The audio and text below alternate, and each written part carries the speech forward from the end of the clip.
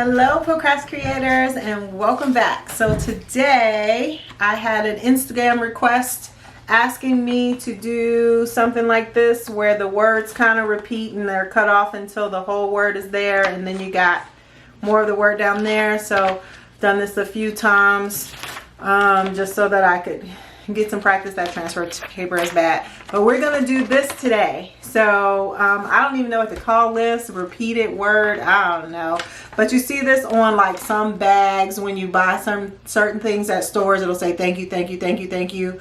Or I've seen some shirts that have be kind. So we're just gonna do this today so that you can make your own. So I'm going to show you how to do that in Design Space, and then I'm just going to put on the t-shirt for you so that you can see what that all looks like. So before I do that, please check out some of my other videos. I have videos where I am putting on vinyl, where I'm putting pictures of pictures on shirts, where I'm using vinyl to put it on tumblers and other things. So check out some of my other videos in the collection, and please like, subscribe, and hit that bell. And now that I've said all that, let's get started. Okay, so we're just gonna do a hopefully quick video on how to do your font where it breaks off, gets a little bigger, the whole word then breaks and gets smaller again. So we're going to do that repeated font. So I just wanted you to see this is what we're going to do. They actually have this Be Kind one in your projects, I want to say.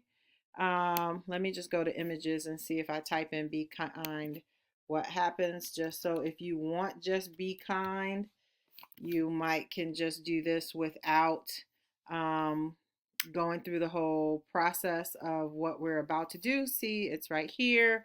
It's free for those who have the subscription. So, but we don't need that. So we're gonna go back to it because we don't want Be Kind. So to show someone who wanted to do this with a different set of words, basically what I've done, I am using the Collegiate Outline FLF font. I'm using both the outline font as well as the inside font. So this one down here is the inside font, and of course these are the outline ones. So basically you're going to decide whatever words you're using. You're going to hit the text.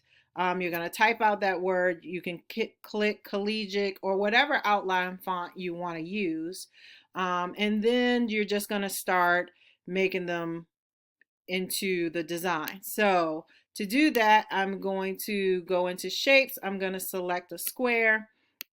Here I'm going to unlock the square and make it as long as the font is, and then I'm just going to start cutting off pieces. So the way that I'm going to cut off pieces is to use the slice tool. So I have the font underneath, I have the square on top. I'm going to select the two, and then I'm just going to go down here to slice, hit slice. Then it's going to take all those pieces away, which I'm going to delete everything that I don't want. And then as you can see, I have my first layer here.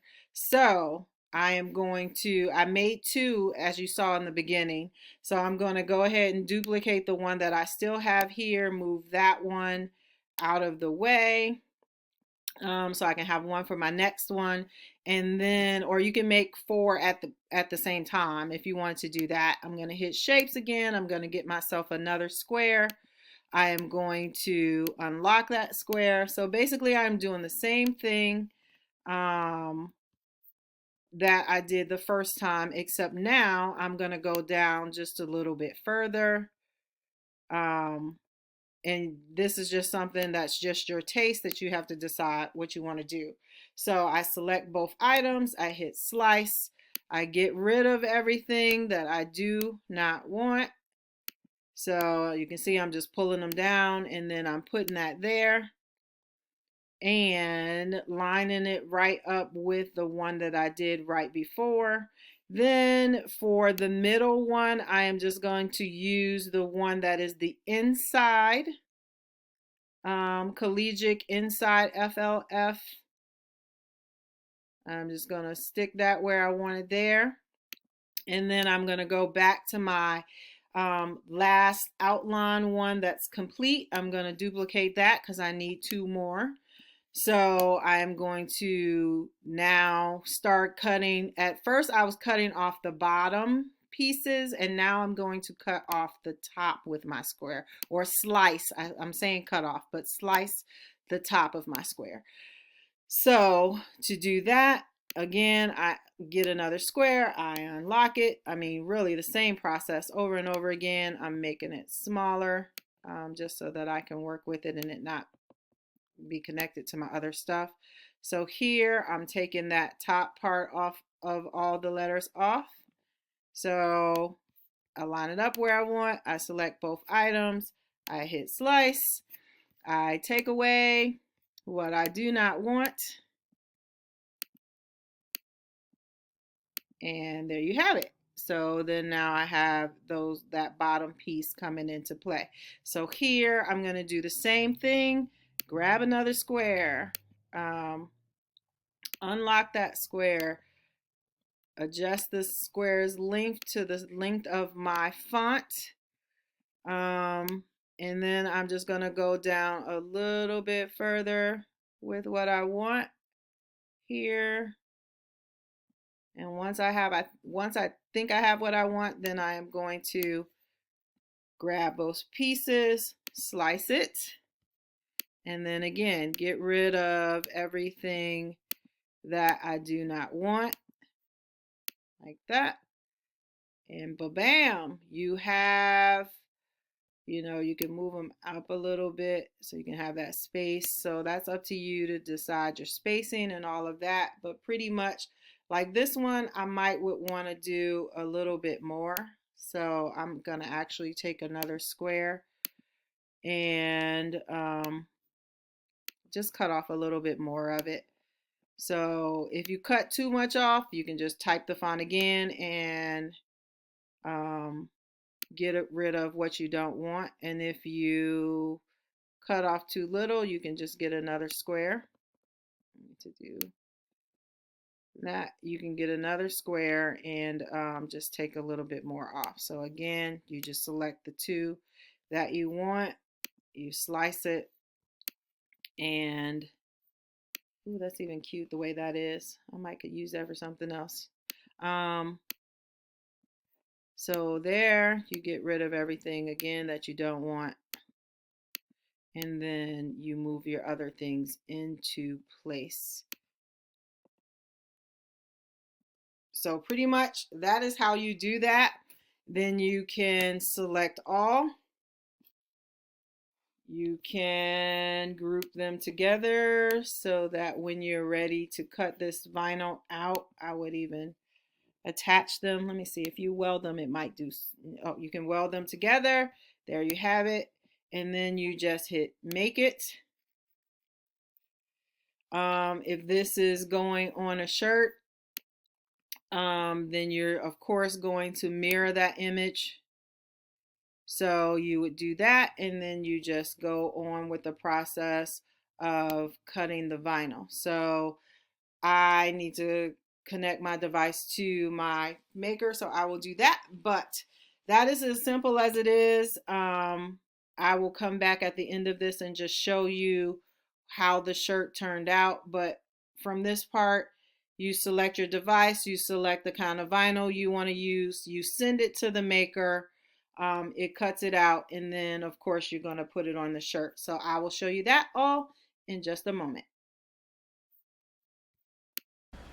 Okay, so now I have cut the vinyl on the Cricut. You can look at some of my other videos if you want to see that process, but I've cut it, I've weeded it out, and now I am just going to decide where I want to put it on the shirt, which I'm just going to kind of eyeball it from the center, so that I can kind of get it on there, in the middle of the shirt. Normally I would, and maybe I still will because I'm that kind of person, I would just measure to make sure I'm kind of in the same rim, which I am. I've gotten pretty good at eyeballing this.